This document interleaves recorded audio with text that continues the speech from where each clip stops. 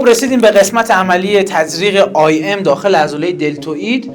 ببین برای پیدا کردن قسمت صحیح برای تزریق عضله دلتوئید از زائده آکرومیون خب 3 تا بند انگشت میایم پایین‌تر میشه این منطقه، نگاه دقیقاً اینجا. پس از زائده آکرومیون 3 بند انگشت میایم پایین‌تر و این منطقه رو به دست میاریم. خب ببین یا به طور کلی میشه گفت یه مثلث میکشیم اینجا، وسط مثلث ناحیه تزریق ما 3 بند انگشت از آکرومیون پایین‌تر محل صحیح تزریق ما هستش.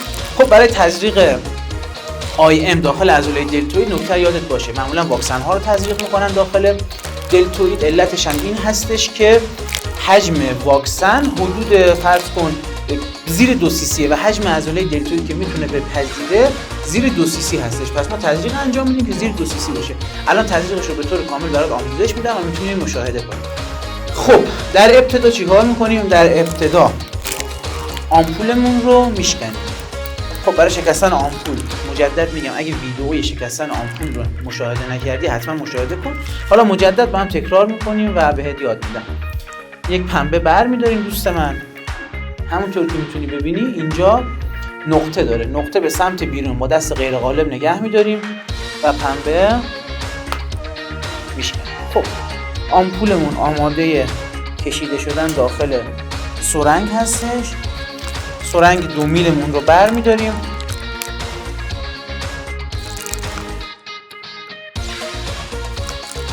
باز میکنیم،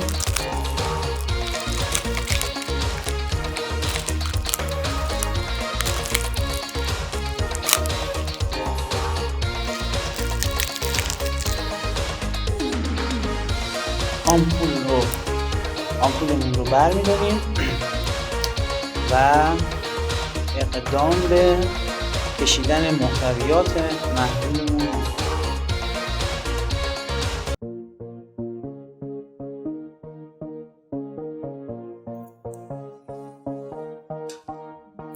این آمپولی که من الان دارم براش تزریق میخوام انجام بدم دوستمون رو آمپول به کمپلکس هستش.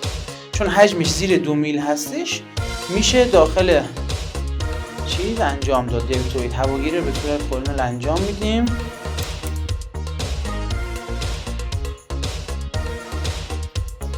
خب هواگیری انجام شد، تمام. مرحله بعدی داخل کپش من قرار میدم.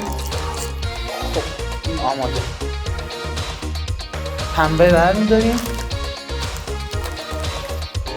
پنبه رو الکلی میکنیم، محل رو به صورت دورانی بیذاریم خود الکل خودش خشک بشه، به هیچ عنوان فوت ندید، باد ندید، چون ممکنه که باکتری از داخل دهان شما سیستم تنفسی رو انتقال پیدا کنه به این معنی.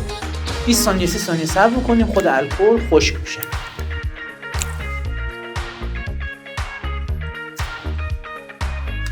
خب همونطور که قبلا هم گفتم برای اینکه درد کمتر ایجاد بشه یک فشار ایجاد میکنیم. عضلات به قول عصب‌های ناحیه فشاری که فعال بشن عصب‌های لمس خیلی فعال میشن. تزریقمون رو به راحتی انجام میدیم و آسپیره کردن رو یادت نره الان ما انجام میدیم. خب میتونی مشاهده کنی در نقطه‌ای که پیدا کردیم 3 انگشت پایین‌تر